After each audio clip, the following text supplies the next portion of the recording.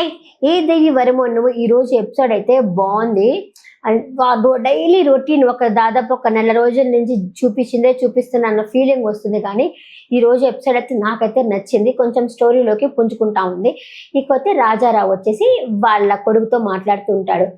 నీతో కొంచెం మాట్లాడాలి నాన్న అంటే చెప్పు అని చెప్పి అంటాడు. వాళ్ళ కొడుకు చెప్పండి నాన్న అని చెప్పంటే లేదు ఇప్పుడు ఈ విషయం ఇప్పుడు విషయం కాదు, గీతాంజలి పెళ్లి ముందు విషయము.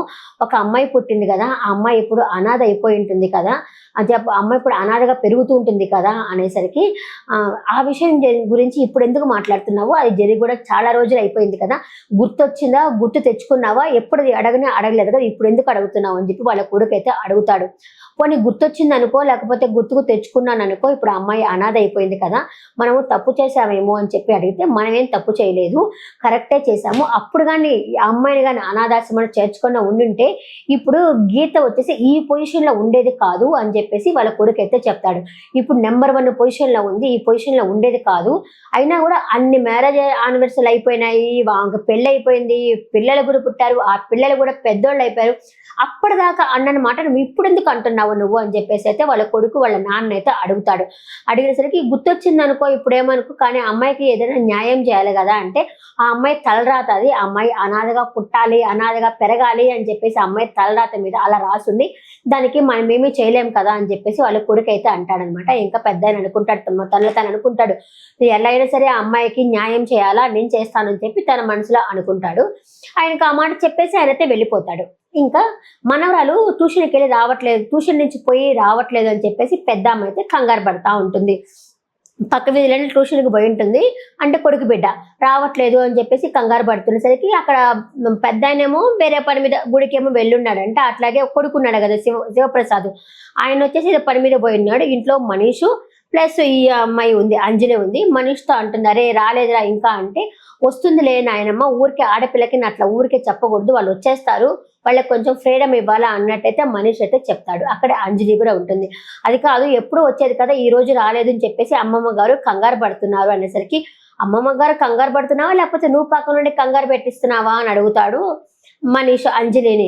నేనెందుకు చెప్తాను లేదు అని చెప్పేసరికి, వస్తుందిలే కంగారు ఏముంది, తొందరపడబాక వస్తుందిలే అని చెప్పేసరికి, పోయి మీరు పోయి తీసుకురాకూడదా అంటే, నాకు పని ఉంది, నాకు ఆఫీస్ వర్క్ ఉంది, నాకు ఇప్పుడు కుదరదు, నేను వర్క్ చేసుకోవాలా, ఇంకొక అరగంట చూస్తాను, అరగంట దాకా రాకపోతే అప్పుడు చూస్తానులే అని చెప్పేసి అని అయితే అంటాడనమాట.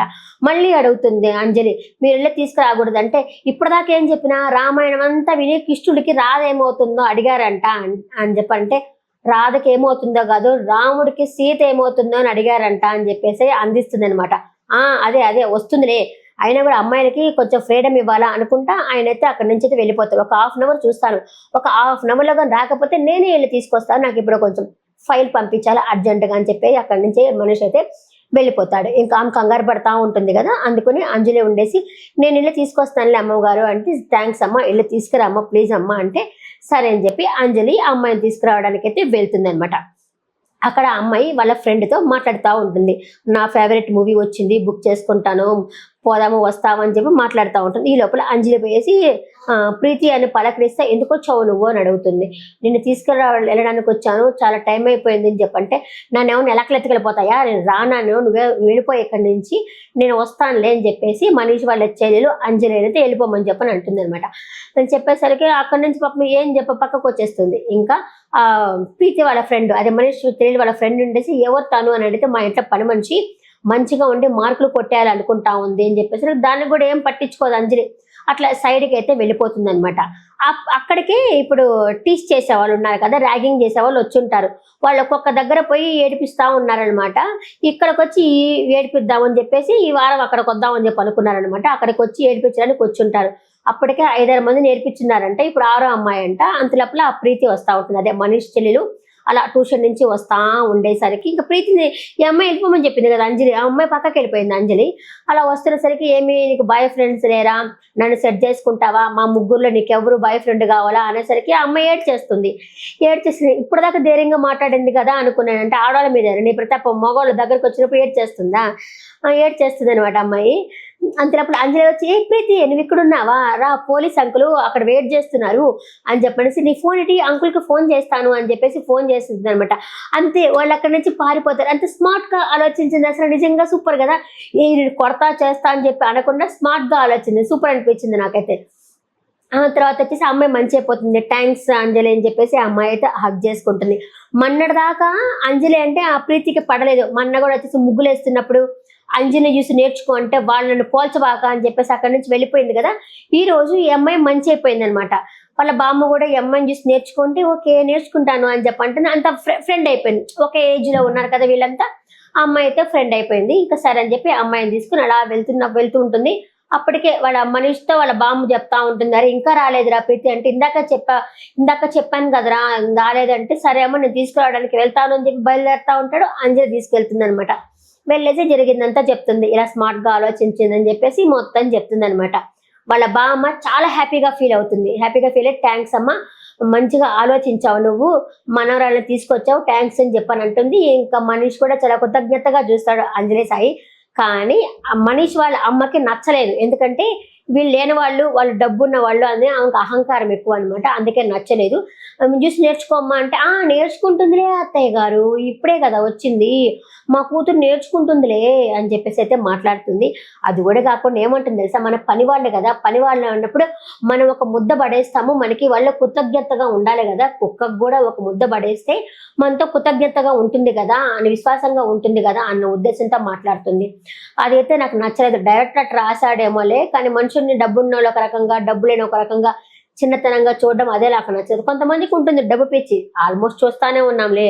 డబ్బు ఉందని అహంకారం చాలా మందికి ఉంటుంది, డబ్బు లేనని చూడక చాలా మంది అలాగే చూస్తుంటారు అనుకోండి. అలా అంటుంది అనమాట. దాని పాప అంజలి ఏం మాట్లాడదు, కామ్గా ఉంటుంది. వాళ్ళ బామ్మ ఉండేసి, మా కోడల్ని పట్టించుకోబాకమ్మా, కొంచెం నోటి దుడుసు అంతే అని చెప్పేసరికి పర్వాలేదులే అని చెప్పి అంటుంది. మై ఫ్రెండ్ అయిపోయింది. మనీష్ వాళ్ళ చెల్లెలు కూడా నేర్చుకుంటానులే, తన గురించి ఇలా స్మార్ట్ గా ఆలోచించడం నేర్చుకుంటానులే అని చెప్పి తనైతే చెప్తుంది అనమాట. సరే ఇంకా థ్యాంక్స్ అయితే చెప్పేస్తుంది. ఇంకా లోపలికి వెళ్ళి పని చేసుకుంటా ఉంటుంది. ఇంకా మనీష్ వచ్చేసి సారీ అంటాడు ఫస్ట్. ఎందుకు సారీ అని చెప్పానంటే, ఇందాక నన్ను వెళ్ళమంటే వెళ్ళలేదు కదా, అందుకనే సారీ అంటే, పర్వాలేదు కానీ కుటుంబమే ముఖ్యము, కుటుంబం తర్వాతే పని కానీ ఇంకేదైనా కానీ. అంతే, అది కుటుంబం లేని వాళ్ళకే తెలుస్తుంది. ఇప్పుడు నాకు ఎవ్వరు లేరు కాబట్టి నాకు కుటుంబం విలువ తెలుస్తుంది. మీకు ఒక మంచి కుటుంబం ఉంది, ఆ కుటుంబాన్ని కాపాడుకోండి అని అయితే చెప్తుంది. సరే అని చెప్పి తను కూడా వాళ్ళు కూడా మంచి ఫ్రెండ్స్ అయిపోతారు. మరదలే కదా, ఇంకా లవ్ చేసుకుంటారేమో మేబీ, తొందరగా రాబోయే ఎపిసోడ్ లవ్ చేసుకుంటారేమో తెలియదు. కానీ ఇప్పుడైతే ఓకే నేర్చుకుంటాను అని చెప్పని తను కూడా తనతో మంచిగానే ఉన్నాడనమాట. ఇంకా తనైతే చాలా బాధపడుతుంది, ఈ కుటుంబంలో అంతలో ఎవరు లేరు కదా, తనే కదా అని చెప్పేసి లైట్ తీసుకుంటుంది, ఏడుస్తూ ఉంటుంది. అప్పుడే వచ్చి పైన నుంచి కింద చూస్తుంది అంజలిని. ఎవరా, మనీష్ వాళ్ళ అమ్మ. ఎందుకండి అలా చూస్తున్నారు అంటే, మా అత్తయ్య గారు నిన్ను చూసి ఏదో నేర్చుకోమనింది కదా, ఏమి నేర్చుకోవాలా నా కూతురా అని చూస్తున్నాను, నా కూతురు ఇంటికి మహారాణి, నువ్వెవరు ఆఫ్టర్ ఆల్ పనిదానివి అన్నట్టయితే మాట్లాడుతుంది. దానికి కూడా ఆమె ఏం పట్టించుకోదు, లైట్ చేసుకొని పని చేసుకుంటా ఉంటుంది. మొన్నటిదాకా మనీష్ వాళ్ళ చెల్లెలకి ఈ అమ్మాయికి పడలేదు, ఇప్పుడేమంటే వాళ్ళ అమ్మకి ఈ అమ్మాయికి పడ్డలేదు. వాళ్ళ అమ్మ ఎంతసేపు నచ్చబెడతానే ఉన్నట్టు అనిపిస్తా ఉంది. తప్పేముంది, మంచి చెప్తే చిన్నపిల్లకాయలు చెప్పినా మంచిది తీసుకోవాలి కదా, నేర్చుకో అంటే తప్పేముంది. ఎంత మహారాణి అయితే రౌడీలు ఎంట పడితే ఆడాస్తా కూర్చుంది. ఈ అమ్మాయి కదా స్మార్ట్ గా ఆలోచించింది అంజలి. ఇంకా రేపటి ఎపిసోడ్ లో వాళ్ళు షాపింగ్ అదే మార్కెట్కి అయితే వెళ్తా ఉన్నారు, షేర్ ఆటోలో పోతా ఉన్నారు. ఇంకా గీత వాళ్ళ మనుషులు చూసి గీతకైతే చెప్పడం అయితే జరుగుతుంది. పక్కన మనీష్ బాబు కూడా ఉన్నారు, వాళ్ళిద్దరు అలా షాప్కి వెళ్తున్నారు అనేసి చెప్తాడనమాట. ఆమె షేక్ అవుతుంది గీత. చూద్దాం రేపటి ఎపిసోడ్. ఈ రోజు ఎపిసోడ్ అయితే బాగుంది. ఈ రోజు ఎపిసోడ్ పట్ల నేను చెప్పేదాన్ని బట్ట ఎలా ఉంది నా కమెంట్ సెక్షన్ లో కమెంట్ చేయండి. నెక్స్ట్ వీడియోలో మళ్ళీ కలుస్తాను. టాటా, బాయ్ బాయ్, నమస్తే.